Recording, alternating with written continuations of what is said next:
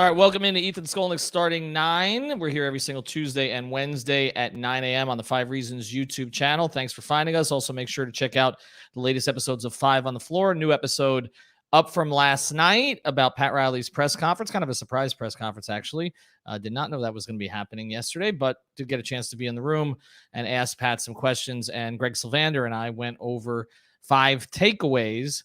You can also check out 5 takeaways of the Pat Riley presser on the website. Brady Hawk did those. His were slightly different than ours, and I'll probably touch on a little bit of that today. Also, check out the episode that I did yesterday on the Dolphins and with Louis Sung. This will probably be a happier episode today. We're speaking to Gad Cartagena.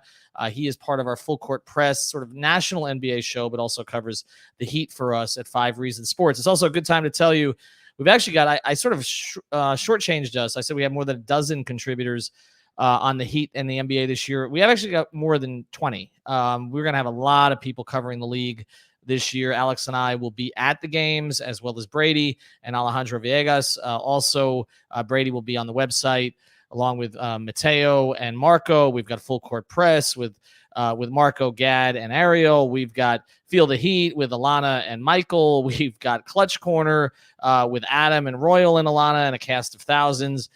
So we're going to be all over the place. And, of course, we have our pregame and our postgame shows as well, where you can find Jonathan Ramlakan, Ricky J. Mark, and others. But today we are sponsored, as always. We're going to start today with our friends over at BetUS, because you still got a little bit of time to get in for those Heat futures. The number is 48.5. Use the code 5, F-I-V-E, and you will get a bonus. Okay, it's 125%. They don't make you go through a ton of rollovers. They got a great live betting platform. I've really enjoyed using this platform after switching over from some others. They've got contests, they've got esports, they've got a race book, they've got a casino, but mostly we know you're there to bet sports. So you can bet the NBA there, you can bet the NFL, you can bet the World Series as it comes up here. Obviously, big win last night for the Dodgers. We'll see where that goes. And you can bet the Panthers if you'd like, and they're 3-0 to start the season. So go to betus.com. It's betus.com. Use that code FIVE. All right, let's get to it. And look, we've talked the Heat to death here for roughly 4 months since the end of last season. Getting into, and thank you, Rashawn, for joining us. Getting into everything that happened this offseason, Kyle Lowry, PJ Tucker, Markieff Morris, the development of Max Strus and Omar Yurtseven in Summer League, the departure of Goran Dragic, of course, and we've touched on all of it, okay? And I feel like we have a handle on this team, because when you're listening to Pat Riley yesterday, he's echoing a lot of the same things that we've talked about on our platforms, right? It's going to be a tough-minded team. He said he basically wanted, a medieval type team. He was looking back. He didn't mention his old Knicks teams or his old Heat teams, like for the 90s, although that's kind of the context we put it in. But he was talking about like the 2005 offseason. And he actually mentioned that people didn't like the changes that were made that offseason. Of course, that's after the Heat got to the conference finals, but lost to Detroit, mostly because Dwayne pulled a ribcage muscle, didn't play in Game 6. They got blown out, came back in Game 7, wasn't right. Stan Van Gundy fed him instead of Shaq in the fourth quarter. That alienated Shaq from Stan forever, and they lost. And that offseason, Pat went in and made a huge trade. It was, I think at the time, it was the biggest trade in NBA history. And we will get into the Bucks, Andrew. At the time, it was the biggest trade in NBA history. And he brought in Jason Williams and Antoine Walker and Gary Payton and James Posey. And some idiots, me, didn't like the moves, okay? And Pat actually alluded to that yesterday without looking straight at me. Didn't like the moves because I thought that they had a good chemistry with the previous year's team. Damon Jones, actually, for what it was worth, played pretty well. Eddie Jones was still there, even though he couldn't really be trusted in the playoffs. And I thought that they should kind of stick with that core because they were so close. I mean, they were right there. If Dwayne doesn't pull a ribcage muscle, they beat Detroit, and I think they actually probably would have beaten that San Antonio team. That was not the best of the San Antonio teams. But he blew the whole thing up, and what he was going for is what he was going for this offseason, okay? Medieval types, okay? He said guys with axes, all right? He didn't really love the whole kennel thing and we're a bunch of dogs, but he kind of used this medieval analogy because he wanted toughness. And I think the decision that was made, and it's very clear, he loves this team because it's a Pat Riley team, more so than it's an Eric Spoelstra team, Okay. It is built more in his image. Now, if it was built totally in Pat's image, he'd have 5 bigs playing to start the game. And he kind of indicated that last night. But he wanted a more tough-minded team, a more physical team, but also a team that wasn't going to wilt. More guys like Jimmy Butler, basically. That was the focus. It wasn't so much about skill level, although obviously Kyle brings a lot of that and PJ adds certain elements. And Markieff Morris has been an effective player over the course of his career, although I have concerns. Okay. But it was more so about the attitude that they bring. And so when he's talking about the team yesterday, and it just sounds like everything we've said about the team. I mean, we kind of know what this team is going to be, right? Like, this is not a big mystery. Like, even when the big three came together, there was some mystery, right? And it played out at the beginning of that season. How were Dwayne and LeBron going to share spots on the floor? How are they going to share the ball? All that kind of stuff, right? Like, we did not know how that was going to go, really. Like, well, some people did. I mean, Jeff Van Gundy thought they'd win 72 games, right? But more rational people looked at it and said, okay, there's some positional questions here. They've got a bunch of old centers, right? And, Ilgauskas and McGlure, and they brought in Dampier later that year, but they got a bunch of old big guys, okay? And so basically, they were going to play a conventional style with Bosh at the 4, but you didn't really know what Bosh was going to bring at that point. And again, LeBron and Dwayne kind of tripped over each other early. We weren't sure. People thought that was going to be an elite offensive team. Remember, you're bringing in 3 guys who can get you 30 on any given night. It was not a good offensive team. In fact, Eric admitted later that he made a mistake by focusing strictly on defense in that training camp. Remember the training camp at the Army base? And he focused entirely on that. And so the offense was not very good. But we didn't really know. We didn't have a handle on it. Now, this team, we have a handle on it. Like, right, I mean, if you talk to people about the Heat, what are they going to say? This team's going to be hell on earth defensively, right? Like Pat, like his eyes are lighting up. Pat was more excited talking about PJ Tucker's defensive stance yesterday than he has been about any player they've ever acquired. It's just, that gets Riley going, okay? He got into the whole thing about how he plays as defender and how when he gets beat on a play, and it was just like this like soliloquy. Meanwhile, with Duncan Robinson, when I asked him about Duncan Robinson, who I know was more of an Eric Spoelstra priority than a Pat Riley priority, which is why I asked Pat, okay, because he's more of an Eric Spoelstra type player. And I said, Duncan wants to close games, or, that's an ambition of his. He's not demanding it. He's just an ambition. And he said, well, he could do that on a bad team. Like, then he started talking about Duncan as a shooter and how he's progressed. But it was not like what it is for PJ Tucker. Like, that's a Pat Riley type player. So we know generally what we think they're going to be. Really good defensively. They're going to have some nights where they struggle offensively, but the baskets should come a little bit easier than they did prior to getting Lowry. And that a lot of their success offensively is going to depend on Bam's aggressiveness and Tyler Hero replicating some of the things we saw in the preseason, right? We kind of know what Jimmy and Kyle are going to give them offensively. In fact, I think both of them are going to take a step back.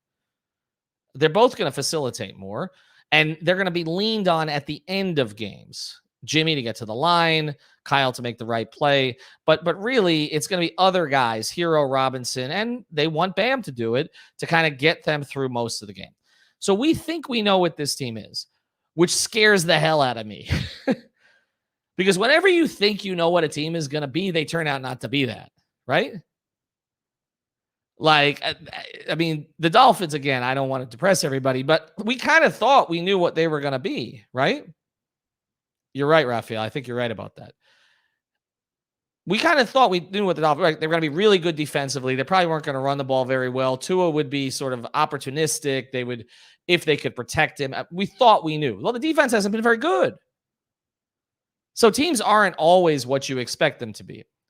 And so I'm kind of been racking my brain like the last week. Like, what are we missing here? Like, what is it that could potentially sink this team in some way? Like, what is the thing we're not seeing? Like, we've talked about the depth concerns, right? Riley talked about the schedule yesterday. He seems fixated on the schedule. Like, he really is concerned about them not getting off to a good start. Look at their schedule. He talked about the road games early. And look, this is not anybody screwing the Heat. You got to play them all at some point anyway, okay? It's just when they all come this year, right? So they got a ton of road games early, but it's not the road games. Look at the opponents. The first 12 opponents, I counted 10 playoff teams in there. Like, they're going to get tested early. They get Utah, they get the Lakers, they get Milwaukee. Okay, they get some good teams. They get Denver. All right, like it's going to be tough. Like, you go 500 through the first like 12 games, you're doing okay. Now, Pat talked about the first 20. He always talks about the first 20. I don't think they want to be 500 after the first 20. But there are some tough games in there. Remember, the big three were 9-8 after the first 17. I think they were 11-9 after the first 20. So I guess I'm wondering what it is that I'm missing. So we're going to bring Gad Cartagena on here to sort of help me with that, because there has to be something, there has to be something. Like, we look at Milwaukee last night, and it was mentioned that they look really good. Okay, now it's one game. The Nets are kind of in disarray a little bit with the whole Kyrie thing.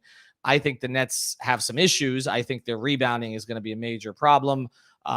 People know I'm not a Harden guy. I respect the talent, but I just don't view him as somebody who gets your team over the top. I don't. Okay, I worship Durant. Okay, but I'm not a Harden guy. Okay, but Milwaukee is really good. I picked them to win the title. Okay, I mean, to me, they have the fewest questions of any team. The Lakers, as you saw, what the Lakers' questions are. Their role players are not role players, or they're ancient. And I don't think Russ is a good fit with LeBron. Okay. So I don't trust AD to stay healthy. So I can't really pick the Lakers. The Clippers, we know Kawhi's not going to be there. Denver, I don't know what kind of shape Murray's going to come back in. That is critical for them. Utah maxes out. Utah reminds me of the old Heat teams in the 90s. They're going to be good in the regular season, and then they're going to be played. You're going to play Gobert off the floor. Okay. And in the East, Philly's a disaster. We know that. Although I do think Embiid will take another step to kind of prove a point this year. He's going to be highly motivated. But I just look at all the teams and I say, who has the fewest questions? It's Milwaukee. We know what they are. They know what they are. Giannis is a champion now. That comes with more confidence, right? I'm okay with their offseason moves. I don't think losing Tucker hurts them as much as it helps the Heat, if that makes sense. And I think George Hill coming back helps them, because I think they missed him last year. So, and they'll get DiVincenzo back in there too. So I feel like the Bucks have the fewest questions. I don't think they're a runaway favorite. Okay. Now Phoenix is dealing with the Ayton thing. And I think there was a little bit of flukiness to them last year. Not a lot, but a little. And Atlanta, I think they need to consolidate players in a trade to get another superstar to play with Trae. I don't think they're going to be able to do it with this group, although I love the collection of talent they've put together. So the Heat are in that mix. I just think Milwaukee has the fewest questions. And I don't really see what could derail Milwaukee necessarily. We kind of know that, Drew's not a great shooter and all the rest of this. Thank you. I'm going to cover the Bucks for the Milwaukee Times. I did get sent to Cleveland to cover the Cavaliers for a year. That was miserable. Milwaukee's a better city than Cleveland, by the way. Detroit's a better city than Cleveland. Any city's a better city than Cleveland. Cities in Bangladesh, better cities than Cleveland.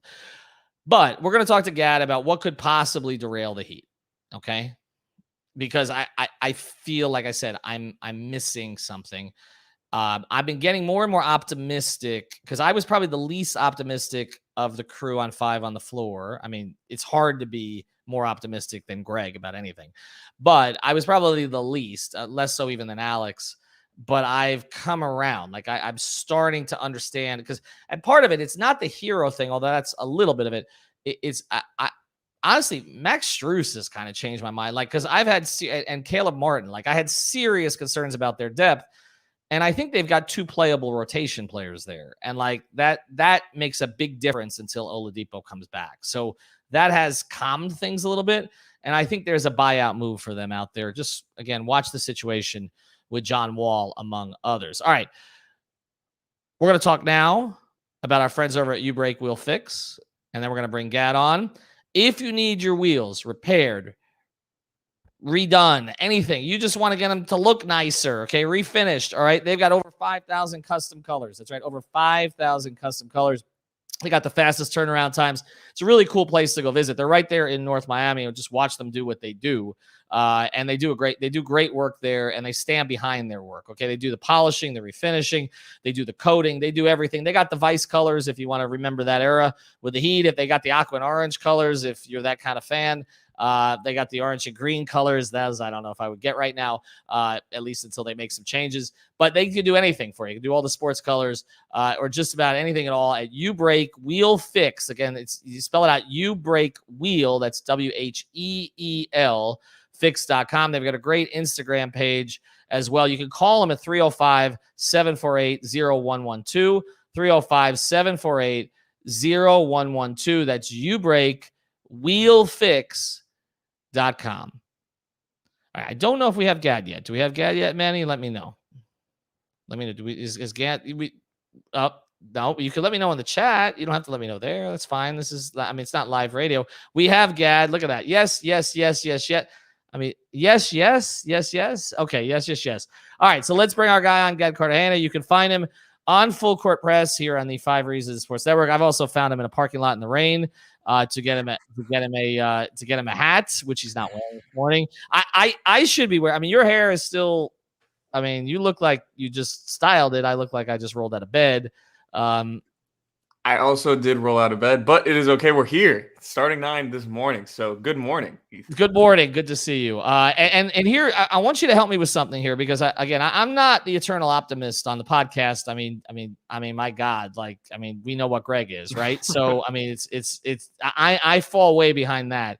But I have come around on this team. I've come around on kind of what they've put together. I think, my biggest thing was Kyle going to make guys better significantly, and I think we've already started to see that. And that does raise the quote unquote. I know we use this a lot. I'm actually wearing the T-shirt. If you want to get this on the website, that does raise the ceiling on the Heat. I think because it raises the ceiling of particular players of the Heat.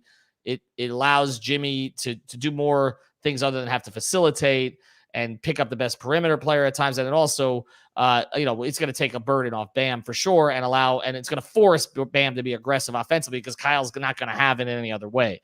But tell me something I'm missing. Play the negative side here. What could go wrong other than the obvious? Okay, early schedule and injuries. Yeah, the biggest thing for me has always been injuries with this team. But I'm kind of with you where I've been struggling to find one specific area, and what really stands out is the forward room. That forward rotation is it's ugly. Offensively speaking, it's really bad, and you need Markieff Morris to be a serviceable NBA player, which he didn't do that all the time in the preseason.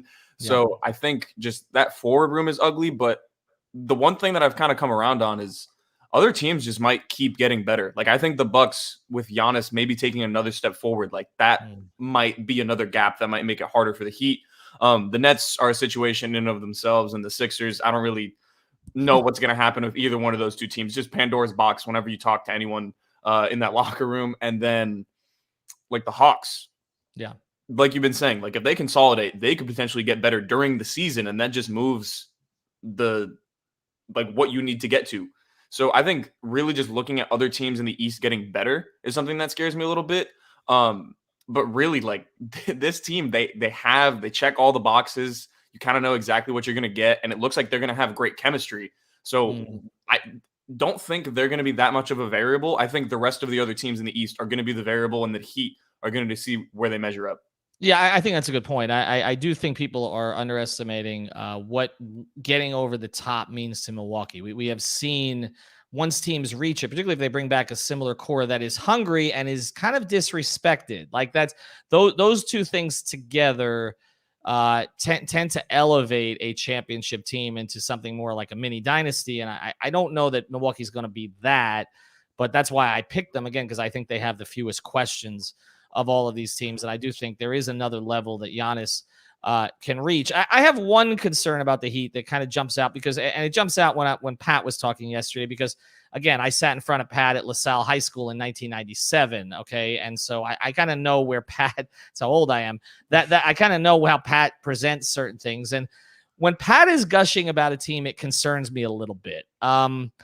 Because then Pat kind of veered off into this whole thing about how he hates the 35-foot shots of the modern game, and that if he could get a big every year, he would do it. Okay, and he actually mentioned Embiid's name, and we all looked over it, the Heat PR staff, okay, wait, there's already one investigation going on right now. He can't talk about.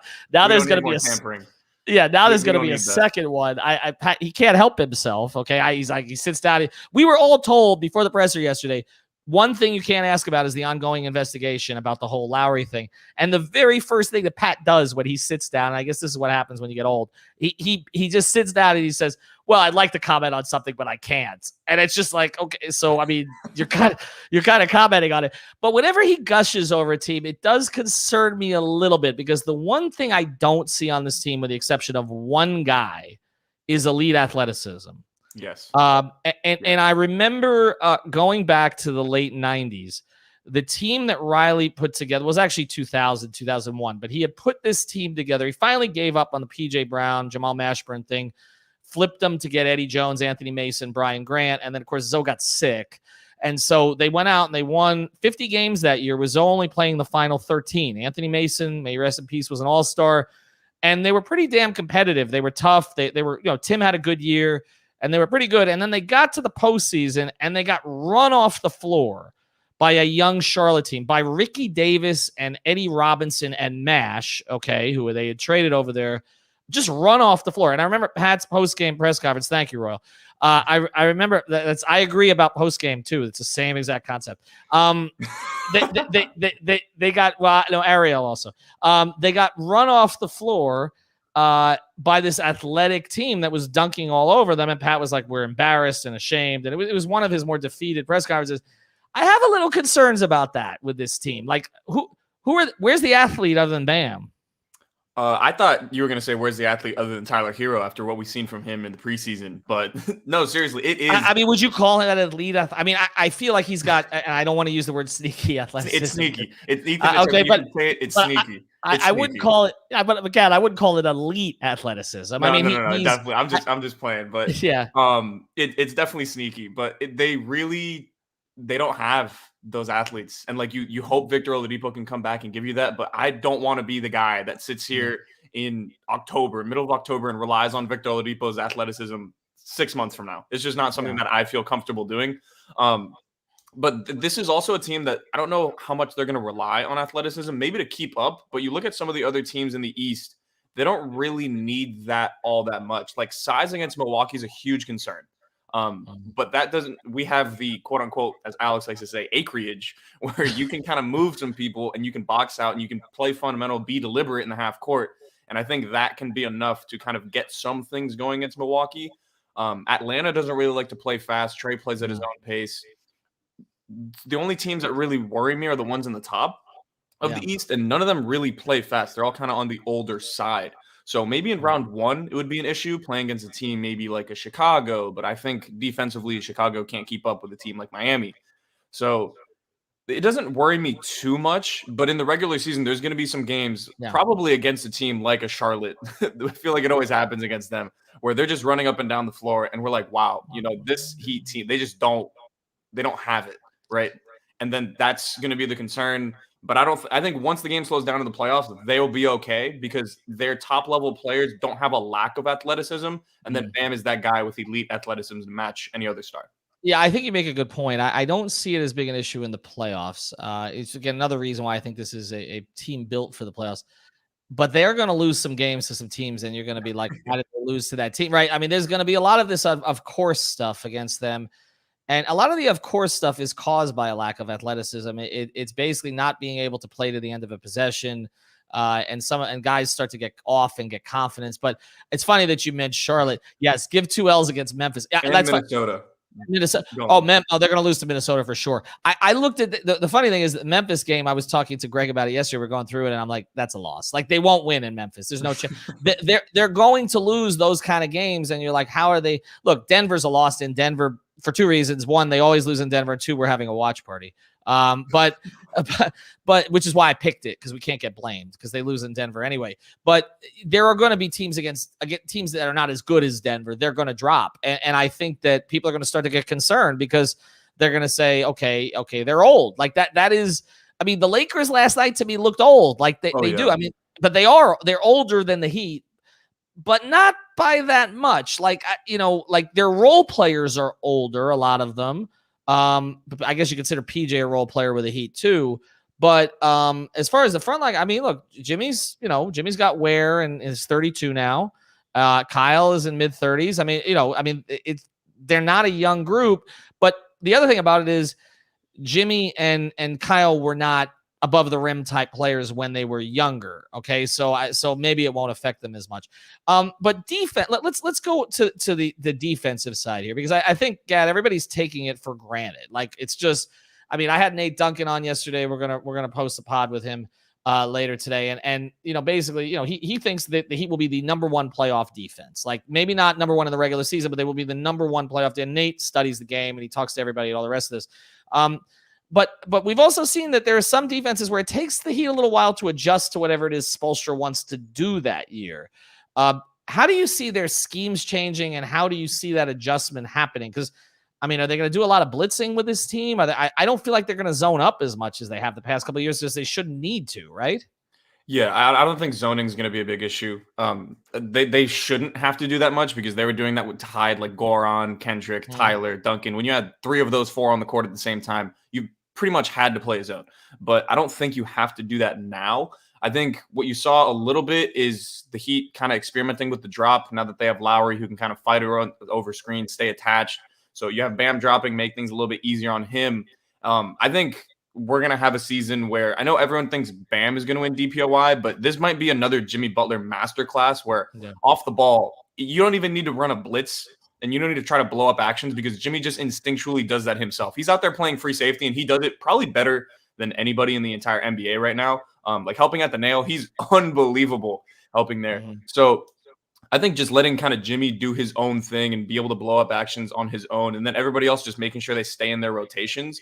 You're obviously going to see switching as well, especially with PJ Tucker on the floor. It just makes a lot of sense. I think the bench defense is a little iffy, because Dedmon doesn't really have any movement skills. Markieff Morris is who knows what. You have Strus, who's doing his best, Tyler, who's doing his best, and then Gabe, who's a good point of attack defender. But I don't know. I'm not really worried about the defensive side of the ball. I just think what Spo's been able to do with lesser talent on the defensive side of the ball, this feels like we can depend on this. This isn't too much of a variable. I really think that this is going to be something that they can hang their hats on every single night, given that they're healthy. And that's really my biggest concern, is the health. But defensively, they're going to be a very tough team to play against. Yeah, well, and I'm with you to the point that I love when Manny does that, because it makes it look like it's me. I'm not typing. Get to the point, Gad. That's Manny. But I'm with you on Dedmon too. It's funny. I think we're taking him for granted because he looked so good last year in that role. But we do know sometimes things don't carry over a lot, and also teams have had now a chance to look at how he looks with the Heat, and they may scheme some of that stuff. I love his energy. I do. I think he's sort of an ideal second to third center, but I don't know that we're going to see him be quite as good in the role as he was last year. I have some concern about it. Some of it is who you play with. I really do, and we'll get to this in a second. I'm not feeling the Markieff Morris thing, and I think maybe that's what's affecting how I feel about Dedmon, because I don't see the two of them pairing very well together. It's weird. Yes, I tweeted about this yesterday. I was just thinking about it. I think it was while I was listening to one of the 5 on the Floor pods, actually. Maybe the one with Nikias. I don't really like the idea of playing Dedmon and Morris together. And I know as crazy as it sounds, I think Dedmon fits well with KZ, what KZ does defensively. He can roam around. He can fly around. Does he do it with his head screwed on at all times? No, but there's a guy with athleticism that can help keep up and help keep the Heat in those kinds of games where the bench is just running around circles around Dedmon. And then if you're going to play Omer, I think that's the fit with Morris. I think that just fits a little bit more smoothly. He's maybe a little bit more mobile than Dedmon. So they have a bench front court pairing that I think they can go to, but it is really iffy, just the talent level between those 2 pairs. Yeah, and what's remarkable is I don't think really anybody has concerns about Max Strus as a backup 3 now, and I think if you would have said that a year ago, that would have been insane. We're going to tell you about one more sponsor. I got one more question here for Gad, and he can answer for as long as he wants, Manny. The sponsor is Underdog Fantasy. Go to underdogfantasy.com. We are still doing these drafts. Greg and I have been sitting at a draft for 2 days. Could you just please join us already? Use the code 5RSN. It's code 5RSN. You get $10 just to play with. A lot of these drafts are like $5. Yes, you can play the NBA, NFL stuff.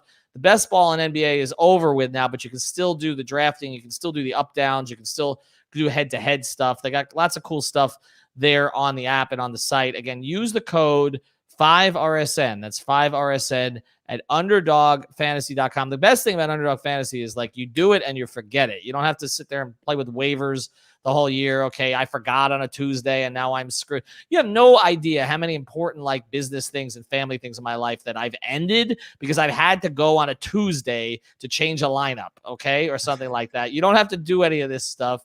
All right, just do it once and you're done. I literally did a draft in 25 minutes the other night while I was sitting there at the Panther game. Okay, so go use the code 5RSN. That's 5RSN and get yourself those $10. All right, final question for you here, and it's kind of the obvious question. Give me the single best case scenario for the Heat this year. Like if everything broke right, okay, I know we have some of the network who actually believe they can win a title. Do you believe that this team, as constituted, without an addition, without a John Wall, which is something that's going to start getting a little steam here, I think, but just with Oladipo, let's say Oladipo comes back at 70% in late January, okay? Can this team win a title? Yeah, I think so. I think obviously it hinges on Kyrie. Kyrie is the ultimate X factor for the Nets, but I think he helps them more against the Bucks than he does against the Heat, which is kind of weird to say. But yeah, I absolutely think they would be able to. What Victor Oladipo brings would just be unbelievable. They'd be bullying teams off the bench, which is a huge, huge deal. You look at what leap Tyler Hero can take. If he can become an efficient 18, maybe 19-point scorer, and then you see Bam taking another leap, it's completely possible. Now, I don't think it's likely, but I think the two best teams in the league are in the East, in Brooklyn and Milwaukee. And then, so if they get out of the East, I think they can win the finals. I think it's really just as simple as that. You get in the dance, you have a chance to do literally anything. So I think it's definitely possible. Likely, no. But they can make it a series against Milwaukee. And if you get into a dogfight, I will be taking the team that has Kyle Lowry, Jimmy Butler, and Bam Adebayo. It's just you need to get to the point where the talent gap isn't as big as it was last year, so you can actually get into that dogfight. Because last year they didn't even have a chance. They lost game one and it was over. Yeah, well, and look, if they win game one, it might have looked a little bit different, but I don't think ultimately it would have. The only thing I will ask this year is that nobody says they're stupidly locked in. All right, follow him at Gadiel Cartagena. Also follow him on Post Up 5R, which of course is sponsored by our friends over at A Aggressive Insurance. That's gonna start on Thursday. Royal, I don't know. He's here commenting. We'll see if he's actually in the host chair. Maybe we'll just move Gad in there permanently. Yeah, Royal is the Ben Simmons of the Post Up Show. That's what he is. He's the Ben Simmons of the Post Up Show. He's just gonna take his ball and go home. I don't. So I'm sorry, Ethan. Sorry to cut you off. I do not accept Royal A. Shepard slander on any time at any time of the week. You know what? You guys are too tight because I accept slander of Greg and Alex, and they're my co-hosts. All right. Anyway, thank you for following here. We'll be back next Tuesday. 5 on the floor. Thank you, Royal. And go to Underdog Fantasy, code 5RSN, BetUS, code 5, and of course, UBreak, wheelfix.com. Have a good day.